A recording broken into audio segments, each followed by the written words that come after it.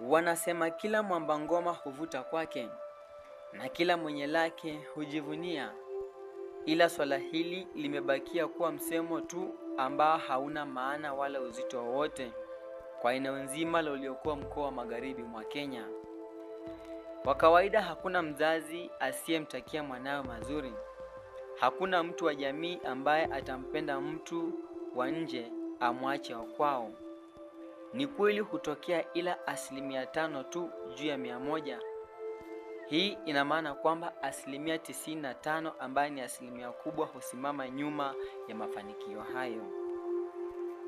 Kaunti za uliokuwa mkoa wa Magharibi mwa Kenya ikiwemo Bungoma, Kakamega, Vihiga, Busia na kaunti jirani ya Trans Nzoia ni wakati wa kusimama kidete kwa kuungana kwa pamoja pasina mgawanyiko wowote. Viongozi wa Magharibi mwa Kenya lazima muwe macho tena sana.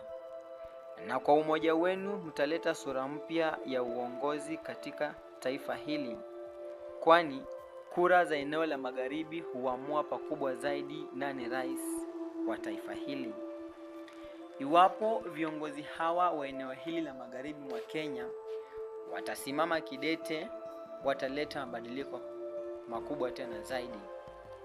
George Natembeya wa Trans Nzoia, Ken Makilo Lusaka Bungoma, Wycliffe Ambetsa Oparanya, Moses Masika wa Tangula, Edwin Sifuna seneta wa Nairobi, Eugene Wamalwa, Caleb Hamisi, mbunge wa Kabuchai Majimbo Ngalasinga, Jack Wamboka, Cleophas Malala, Fred Kapondi mbunge wa Mlima Elgon, Didmas Barasa, Wilbur Foso Titilo, Paul Wotoma, Musalia Mudavadi nikitaja tu baadhi yao, wataungana kwa pamoja huku wakiwacha dharau, ulafi, wivu, chuki na ukiritimba. Watatoa suluhu kubwa katika taifa hili. Kwa nini upigane? Kwa nini umpinge mwenzio ambaye taifa nzima limempenda? Kwa nini umtukane eti yeye bado mchanga? Na kama yeye ni mchanga, wewe ni mkomavu. Kwa ukomavu wako ni nini ya maana umeweza kufanya miaka yako ya uongozi? Mbona Wakenya wengine hawajasema wewe, wamemtaja yeye? Jua uongozi hauhitaji tajriba, hauhitaji mali ama pesa. Pia uongozi hauhitaji miaka. Unahitaji kuelewa watu ambao unawaongoza wanataka nini. Mtu anayejali maslahi ya wengine ndiyo kiongozi. Ni wakati sasa wa viongozi wakongwe kupisha viongozi wapya. Taifa linahitaji mabadiliko. Tuwape nafasi viongozi wapya. Nikinukuu tu maneno ya Profesa Patrice Lumumba akihojiwa na idhaa moja hapa nchini Kenya.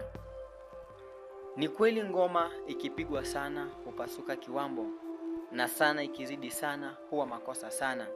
Kabla haijawa makosa sana, niruhusu ni washauri wakazi wa Magharibi mwa Kenya. Wakazi wa Magharibi mwa Kenya, tuache siasa ya mgawanyiko. Tuungane kwa pamoja. Tuache kukimbilia shilingi ambayo baadaye itakuja iharibu uongozi wa kesho. Tuwe macho. Tuchague viongozi ambao wataweza kutatua matatizo yetu kama taifa. Ndio